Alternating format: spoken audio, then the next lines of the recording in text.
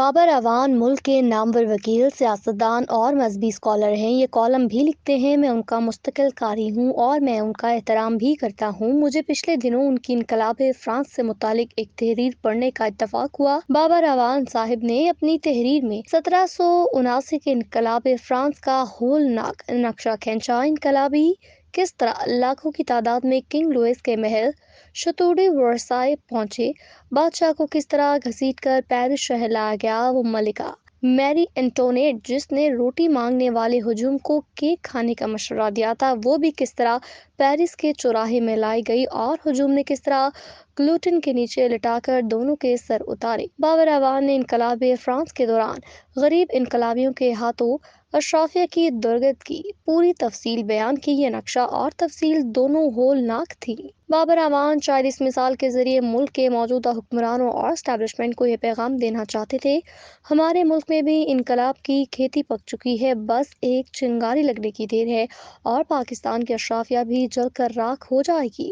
میں یہاں تک ان کی بات سے اتفاق کرتا ہوں۔ پاکستان میں بے شک غریب اور امیر کے درمیان کی کھائی ناقابل عبور ہو چکی ہے۔ مہنگائی، بے روزگاری، لاقانونیت، ناانصافی، وسائل کی غیر منصفانہ تقسیم اور افراتفری نے عوام کی مت مار دی ہے، اور اس کے اوپر بے تحاشا آبادی اور 90% بے ہنر لوگوں نے رہی سہی کسر پوری کر دی ہے، اور پھر اس کے ساتھ ساتھ معاشرے میں گھٹن بھی بڑھ رہی ہے، اور یہ تمام چیزیں اکٹھی ہو کر خانہ جنگی انقلاب کا بارود بن چکی ہیں۔ لہٰذا کسی دن چنگاری لگنے کی دیر ہے اور یہ ملک بارود کی طرح پھٹ جائے گا۔ میں یہاں تک اتفاق کرتا ہوں، لیکن جب بات انقلابیوں کی آتی ہے تو مجھے حیرت ہونے لگتی ہے۔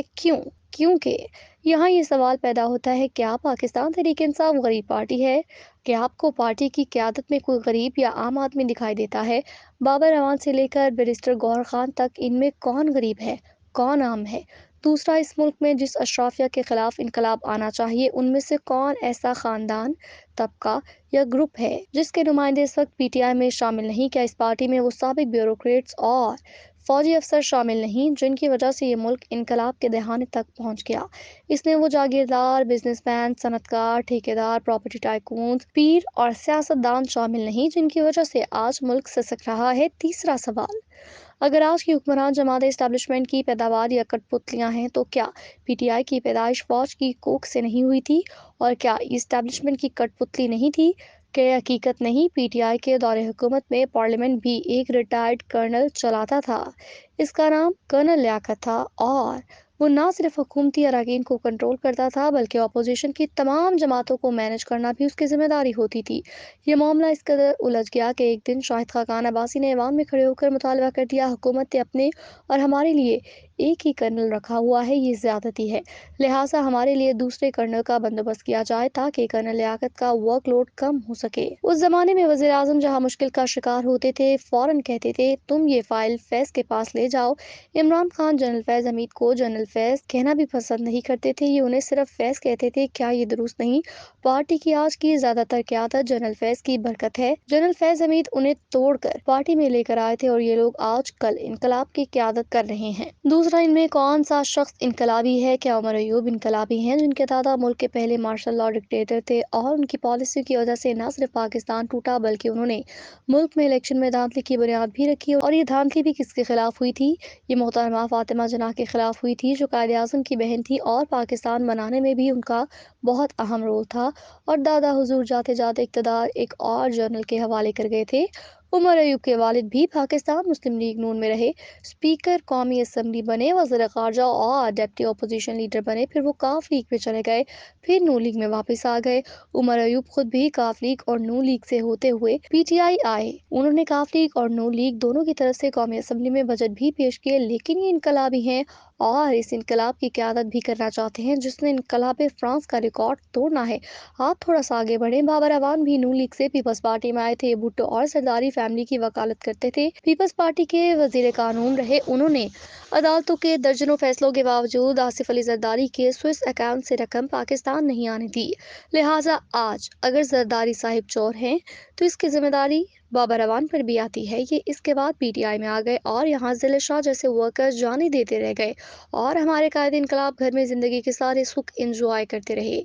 گوہر خان بیرسٹر اور خاندانی امیر ہیں، مہنگے وکیل ہیں، 2-2 کروڑ روپے فیس لیتے ہیں۔ 2008 میں بنیر سے پیپلز پارٹی کے ٹکٹ پر الیکشن لڑا، 2022 میں پارٹی میں شامل ہوئے اور انقلابی جماعت کے چیئرمین بن گئے۔ یہ آج بھی 48 سینٹی گریڈ کی گرمی میں سوٹ پہنتے ہیں، آج تک جیل نہیں دیکھی اور یہ انقلاب کی قیادت کریں گے۔ علی امین گنڈاپور کے والد فوج میں کرنل تھے، خاندانی رئیس ہیں۔ ڈیا خان میں کتنی زمین جائیداد اور سرمائے کے مالک ہیں؟ آپ وہاں کے لوگوں سے پوچھ لیں، کرپشن کے کتنے مقدمات ہیں اور کتنے لوگ کیا کیا کہانیاں سناتے ہیں، آپ بھی جا کر سن لیں۔ لیکن اب گنڈاپور بھی قائد انقلاب ہیں، شیخ رشید کا پارٹی کے ساتھ اب کوئی تعلق نہیں، مگر یہ بھی قائد انقلاب ہیں اور روز عمران خان کو دعوت دیتے ہیں، قدم بڑھاؤ عمران خان، ہم تمہارے ساتھ ہیں۔ ان کے ماضی سے بھی کون واقف نہیں؟ یہ میاں نواز شریف کی تقریر سے پہلے تقریر کیا کرتے تھے اور در و دیوار ہلا دیتے تھے، پھر یہ جنرل پرویز مشرف کے ساتھ مل گئے۔ یہ واحد سیاست دان تھے جو مشرف کو سید پرویز مشرف کہتے تھے۔ شیخ صاحب نے کاف لیگ کے ساتھ وزارت انجوائے کی، پیپلز پارٹی کے دور میں آصف علی زرداری کے ساتھ لنچ کیا، ان کی مدد سے ضمنی الیکشن جیتا اور آخر میں عمران خان کے ساتھ شامل ہو گئے۔ یہ جنرل فیض حمید سے کیا کیا مطالبہ کیا کرتے تھے اور انہیں کس عاجزی اور انکساری سے ملتے تھے، یہ میں آپ کو پھر کسی وقت سناؤں گا۔ لیکن آج یہ بھی قائد انقلاب ہیں اور لطیف کھوسہ کی پوری زندگی پیپلز پارٹی میں گزری۔ یہ وزیر بھی رہے، مشیر بھی رہے، اٹارنی جنرل بھی رہے، گورنر پنجاب بھی رہے۔ یہ بے نظیر بھٹو اور آصف علی زرداری کے وکیل بھی تھے، لیکن یہ بھی پیپلز پارٹی کے خلاف قائد انقلاب ہیں۔ یہ فہرست صرف یہاں تک محدود نہیں، آپ اس میں شبلی فراز، سلمان اکرم راجہ، شاہ محمود قریشی، اسلم اقبال، فواد چودھری اور ان جیسے درجنوں لیڈروں کو بھی شامل کر لیں۔ کیا ان کا تعلق اس اشرافیہ کے ساتھ نہیں جس کے خلاف عمران خان انقلاب لانا چاہتے ہیں؟ اور کیا یہ اور ان کے بزرگ اس سسٹم کا حصہ نہیں تھے جس کی وجہ سے آج ملک کا یہ حال ہے؟ ان میں سے کون ہے جس کے خلاف انقلاب نہیں آنا چاہیے؟ آپ ان میں کسی شخص کا پروفائل اٹھا لیں یا آپ کو اشرافیہ کا نمائندہ بھی ملے گا اور اس سسٹم کا بینیفیشری بھی، لیکن آپ اس کے ساتھ ساتھ بڑھ کے بھی دیکھ لیں، آپ کسی دن عمران خان کا اپنا پروفائل بھی دیکھ لیں۔ ان کے والد اکرام اللہ خان نیازی کون تھے؟ وہ پبلک ورکس ڈپارٹمنٹ کے ملازم تھے اور ان پر دوران سروس کیا کیا الزام نہیں لگے۔ خان صاحب پوری زندگی زمان پاک میں رہے جسے لاہور کی لیڈ کا گڑھ سمجھا جاتا تھا، آکسفورڈ میں تعلیم حاصل کی اور رائل فیملی کے ساتھ وقت گزارا۔ ان کی پہلی بیگم جمائمہ برطانیہ کے ارب پتی جیمز گولڈ سمتھ کی بیٹی تھی اور یہ آخر میں 300 کنال کے گھر میں رہتے ہیں۔ کیا یہ اشرافیہ نہیں؟ اور کیا ان کے ارد گرد غریب لوگ ہیں؟ کیا یہ ان لوگوں کے خلاف انقلاب لائیں گے؟ چلیے میں مان لیتا ہوں ان لوگوں کا ضمیر بیدار ہو گیا اور اب پورے اخلاص سے ملک کی خدمت کرنا چاہتے ہیں، لیکن سوال یہ ہے، ضمیر کی بیداری کے بعد ان لوگوں نے کیا کیا؟ کیا انہوں نے ماضی کی غلطیوں کا اعتراف کیا کہ بڑے بڑے محلوں سے نکل کر چھوٹے گھروں میں آ گئے؟ اور کیا عمران خان کے دور میں امیر امیر تر نہیں ہوا اور کیا غریب غریب تر نہیں ہوا؟ غریب مزید غربت کی چکی میں پسا۔